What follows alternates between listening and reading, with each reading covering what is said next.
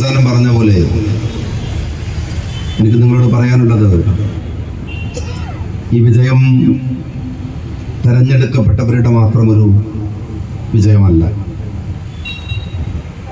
നമ്മളുടെ നാട്ടിലെ സാധാരണക്കാരായ പ്രവർത്തകന്മാരുടെ വിജയമാണ്. നിങ്ങളുടെ മുൻകാല നേതാക്കന്മാർ ഉണ്ടാക്കിയെടുത്ത വിശ്വാസ്യതക്ക് ഈ സമൂഹം നൽകിയിട്ടുള്ള ഒരു ആദരവാണ്. അതുകൊണ്ട് ജയം ഒരു ബാധ്യതയായും ഉത്തരവാദിത്തവുമായി ഏറ്റെടുക്കാനാണ് നിങ്ങൾ ശ്രമിക്കേണ്ടത്. നേരത്തെ പറഞ്ഞ പോലെ നിങ്ങൾ എല്ലാവരുടെയും മെമ്പർമാരാണ്. നിങ്ങൾ സത്യപ്രതിജ്ഞ ചെയ്യുമ്പോൾ UDF-ന്റെ ആളുകളൊക്കെ മഹാഭൂരിപക്ഷവും ദൈവനാമത്തിലാണ് സത്യപ്രതിജ്ഞ ചെയ്തിട്ടുണ്ടാവുക.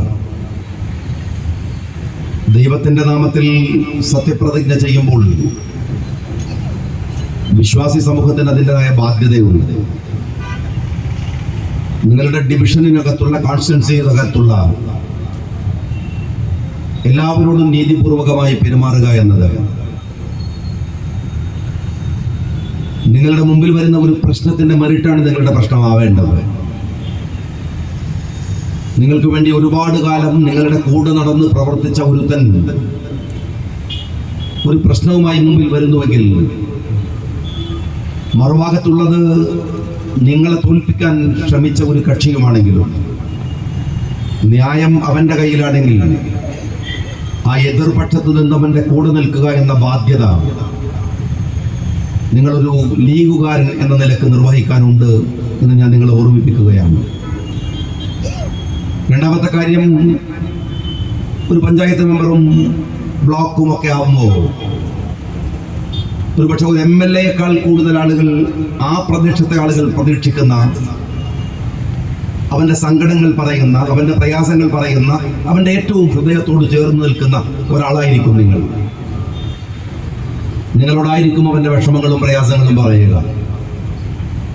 നിങ്ങൾക്കതെല്ലാം പരിഹരിച്ചു കൊടുക്കാൻ കഴിയണമെന്നില്ല. പക്ഷേ അവർ പറയുന്നതൊക്കെയും നിങ്ങൾ കേൾക്കണം. അവരുടെ പ്രയാസങ്ങളുടെ കൂടെ ഉണ്ടാകുമെന്ന് നിങ്ങൾ ഉറപ്പ് കൊടുക്കണം. ദുർബലരായ മനുഷ്യരെ കേൾക്കുക എന്നത് ചെറിയ കാര്യമല്ല. ഒരു കാര്യം ഞാൻ എൻ്റെ പ്രിയപ്പെട്ട സഹപ്രവർത്തകന്മാരോട് പറയുന്നത്, നിങ്ങളുടെ വാർഡിൽ സാന്നിധ്യം കൊണ്ട് അറിയിക്കാൻ കഴിയാതെ പോയ കുറെ ആളുകൾ ഉണ്ടാവാം. ബെഡ്രിഡനായ ആളുകൾ ഉണ്ടാവാം. അവർക്ക് പോളിംഗ് ബൂത്തിൽ നിങ്ങൾക്ക് വോട്ട് ചെയ്യാൻ വരാൻ കഴിഞ്ഞിട്ടുണ്ടാവില്ല. നിങ്ങളുടെ വാർഡിൽ മെന്റലി ചാലഞ്ച് എന്നാൽ ഡിഫറൻ്റ്ലി ഏബിൾ ആയിട്ടുള്ള ആളുകൾ ഉണ്ടാവും. ഓട്ടിസം ബാധിച്ച കുട്ടികൾ ഉണ്ടാവും. അങ്ങനെ ദുർബല വിഭാഗങ്ങളായി പ്രയാസങ്ങൾ അനുഭവിക്കുന്ന പലരും ഉണ്ടാകും. അവരെക്കുറിച്ചുള്ള കൃത്യമായ കണക്കുകൾ നിങ്ങളുടെ കയ്യിൽ ഉണ്ടാവണം. എത്ര പേരുണ്ട്, എവിടെയാണ്? നാട്ടിലെ സമ്പന്നന്മാരുടെ കണക്ക് മാത്രം സൂക്ഷിക്കേണ്ടവരല്ല മെമ്പർമാർ. ഏറ്റവും താഴെ തട്ടിലുള്ളവന്റെ കൂടെ അവന്റെ ഒരു വിളിപ്പുറത്ത് നിൽക്കുന്നവനായി നിങ്ങൾ ഉണ്ടാവണം. സാദിഖലി തങ്ങൾ കഴിഞ്ഞ ആഴ്ചയിൽ കൊല്ലത്ത് പറയുകയുണ്ടായി, നമ്മുടെ രാഷ്ട്രത്തിന്റെ എക്കാലത്തെയും സ്വപ്നവും ലോകത്തിന്റെ മുമ്പിൽ ഇന്ത്യ അഭിമാനത്തോടെ ഉയർത്തിപ്പിടിക്കുകയും ചെയ്യുന്ന ബാപ്പുജിയുടെ സ്വപ്നമാണ് യഥാർത്ഥത്തിൽ ഗ്രാമസ്വരാജ് എന്ന് പറയുന്നത്. ഗ്രാമങ്ങൾക്ക് ശക്തി ഉണ്ടാവുക എന്നത് ഗാന്ധിജി കണ്ട ഒരു സ്വപ്നമാണ്. പണ്ഡിറ്റ് ജവഹർലാൽ നെഹ്റുവിന് ഓഗസ്റ്റ് 15 തന്നെ എഴുതി കൊടുത്തയക്കുന്ന കത്തിൽ ഗാന്ധിജി പറയുന്നുണ്ട്, ഡൽഹിയിൽ വെച്ച് നിങ്ങൾ എടുക്കുന്ന ഒരു തീരുമാനം നാട്ടിൻ പുറത്തെ ഒരു സാധാരണ മനുഷ്യനെ ബാധിക്കുന്നു എന്ന ഓർമ്മ നിങ്ങൾക്കുണ്ടാകണം. നഗരങ്ങൾ കീഴടക്കുന്ന വികസനങ്ങൾ മാത്രമല്ല, ഗ്രാമങ്ങളിലെ മനുഷ്യന്റെ തുടിപ്പ് കൂടെ അറിയുന്ന വികസനങ്ങളാവണം അത്.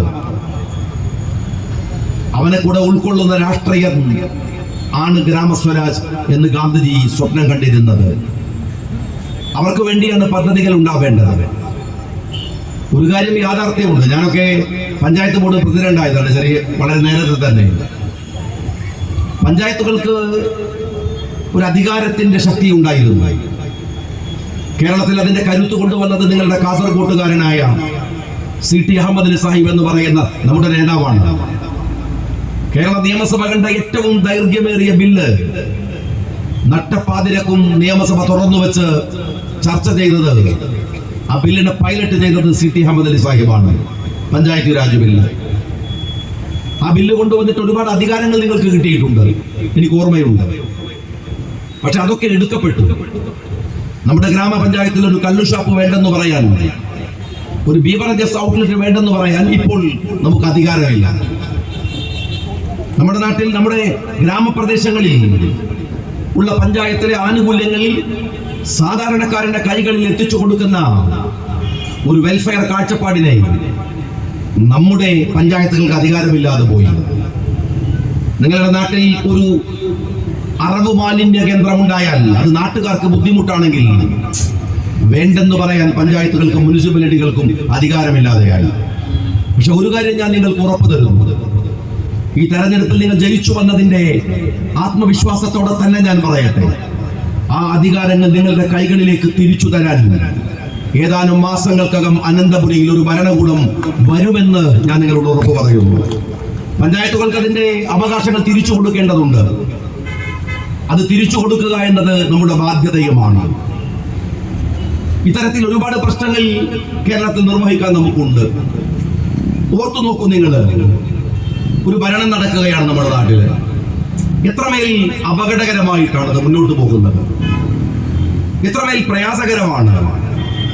ഏകാധിപത്യത്തിന്റെ, അഹങ്കാരത്തിന്റെ, ഇതെല്ലാം മറക്കാനുള്ള PR വർക്കുകളുടെ ഒരു ബഹളമാണ് നടക്കുന്നത്. ഈ ബഹളങ്ങളെ മറക്കാൻ നിങ്ങൾ ശ്രമിക്കുന്നുണ്ട്. ഞാൻ എന്റെ പ്രസംഗം കേൾക്കുന്ന ഇടതുപക്ഷക്കാരനുണ്ടെങ്കിൽ ഞാൻ സ്നേഹപൂർവ്വം നിങ്ങളോട് ചോദിക്കട്ടെ, നിങ്ങൾ മറക്കാൻ ശ്രമിക്കുന്നത് ആളുകളുടെ മുമ്പിൽ മുറം വെച്ച് സൂര്യന്റെ വെളിച്ചം മറക്കുന്നത് പോലെ മറക്കാൻ ശ്രമിപ്പിക്കുന്ന കുറെ കാര്യങ്ങളുണ്ടല്ലോ. ലീഗിനെ തെറി പറയാം, ഷാജിയെ തെറി പറയാം, ആക്ഷേപിക്കാം, VD സതീശനെ ആക്ഷേപിക്കാം, ഒക്കെ ശരി. പക്ഷെ നിങ്ങൾ മറക്കാൻ ശ്രമിക്കുന്നത് എന്താണ് അറിയാമോ നിങ്ങൾക്ക്? കേരളത്തിലെ ഈ ഭരണത്തിന്റെ ഏകാധിപത്യം, കേരളത്തിലെ ഗവൺമെന്റ് കേരളം കണ്ടിട്ടുള്ള ഏറ്റവും വലിയ പോലീസ് രാജ് നടന്നത് ഈ 10 വർഷക്കാലത്തിനിടയിലാണ്. അറിയില്ലേ നിങ്ങൾക്ക്?